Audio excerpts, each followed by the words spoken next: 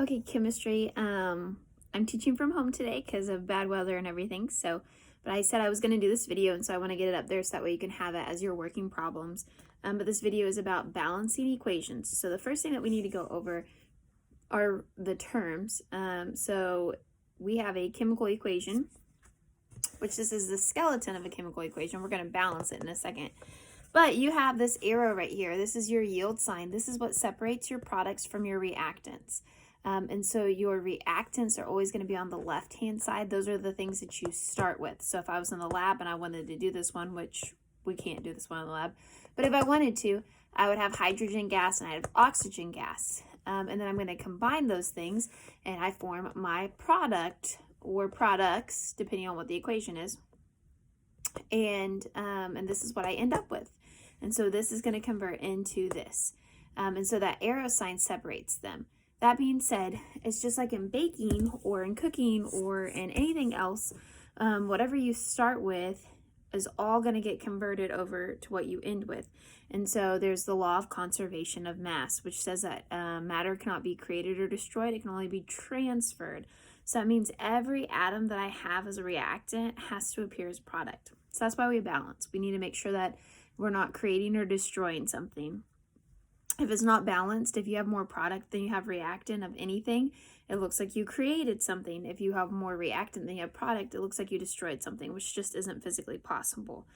So we balance. And so essentially the things on the left-hand side of the arrow have to equal the things on the right-hand side of the arrow.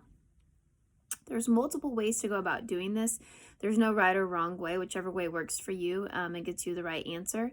But there's a couple of things that you can do to help you out. So I'm going to do the listing method because that's the way that most of y'all like it and you can see it, but you do not have to list it out. And so here is my arrow. So this is my divider. So everything on this side has to equal everything on this side. So that being said, you can list out your elements or you can just point and be like, how many do I have? How many do I have? Okay, do I need to fix it? How many do I have? How many do I have? Do I need to fix it? Now then, whenever we get to the fixing part, how you fix it is by adding coefficients. A coefficient is a large number that goes in front. It's telling you how many of that molecule that you have or that atom that you have. Because that molecule or atom you can't change. It is what it is. Hydrogen is always going to be H2. I can't touch it. I can't mess with it. It's going to be H2. And so the only way that I can do if I need more hydrogen is to add big numbers in front to say I have more of this whole thing. Coefficients multiply all the way through the compound. So we're going to go ahead and get started and work a few examples, and hopefully it starts to make a little bit more sense. But a really big thing is you cannot change this formula. You can't change the little numbers at all. You can't touch them. So we're going to start. So I'm going to start by listing the elements that I have. So on this side, I only have hydrogen and oxygen. So I'm going to list hydrogen and oxygen. Okay. Then I'm going to say how many I have. I have 2 hydrogens because that little 2 means I have 2 hydrogens. And I have 2 oxygens because that little 2 means I have 2 oxygens. So now we're going to go to the other side. Hydrogen and oxygen are the only 2 elements, and that should be correct because they need to match the other side. If I had extra elements over here, I'd be creating them out of nothing. Okay, I have 2 hydrogens because that little 2 is attached to the H. So it means that I have 2 hydrogens and I only have 1 oxygen. Okay, so now I can look and see hydrogen is balanced. It's looking good. I have 2 and 2, but oxygen's not. I have 2 over here, but I only have 1 over here. And so I need to add more over here because remember, I can't take away any because I cannot mess with this formula. So I have to come over here and add more. So I need 1 more, so I can multiply by 2. So if I put a 2 in front, coefficient of 2, that means I have 2 water molecules. That means I have 2 H2Os, which then means I now have 2 times 2 is 4, and 1 times 2 is 2. I now have 4 hydrogen and 2 oxygen. So I just crossed out these. So I don't want you to think that's an X. I just scribbled them out. So, okay. So I changed them. And so now oxygen looks good. 2 and 2. But now hydrogen doesn't. So a lot of times whenever you add a coefficient, you mess with other things. So you always need to go back and double check. And so hydrogen is 2 over here and a 4 over here. So to get this to be 4, I need to multiply it by 2. So 2 times 2. We're not adding, we're multiplying. 2 times 2 is 4. And so then this makes this one a 4. And now we're balanced.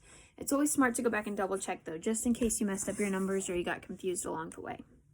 So that is how you balance a simple problem. So we're going to do one more that's a little bit more complicated, and maybe it will help you out a little bit. So I have right here my chemical equation. I have my arrow, which is separating my reactants from my products. I have to do it backwards because it's facing you also. It's fun. Here's my line separating. I'm going to go ahead and do the list method again just to try to make it easier on you. Actually, I'm going to do the other method just that way you can see both methods. So I'm going to come over here and say, okay, how many carbons do I have? Right now I have 1 carbon. On this side, I also have 1 carbon. So carbon appears to be balanced. Okay, so we'll move on to the next element, which is hydrogen. I have 4. Over here, I only have 2. And so because of that, I need to multiply this guy. 2 times 2 is 4. So I'm going to put a coefficient of 2 in front. So when I do that, I have carbon, 1 and 1. I have hydrogen, 4, and then 2 times 2 is 4. So hydrogen and carbon are both good. Hopefully you can see that. If not, you can always ask me questions. But here's at least a video of going through it. Now we have oxygen. Over here I have 2. Over here it's in 2 different places. So I have 2 for this compound, and I have 2 for this compound because there's only 1 in the actual molecule. But if I do 2 times 1, that's 2 because I have 2 water molecules. So I have 4 total on this side. So to get this side to be 4, I need to multiply 2 by 2. And then you have a balanced chemical equation. So that being said, everything on the left has to equal everything on the right. So hopefully this video is helpful. I can do ones that break it down a little bit more. Just tell me what you need and I will get it to you.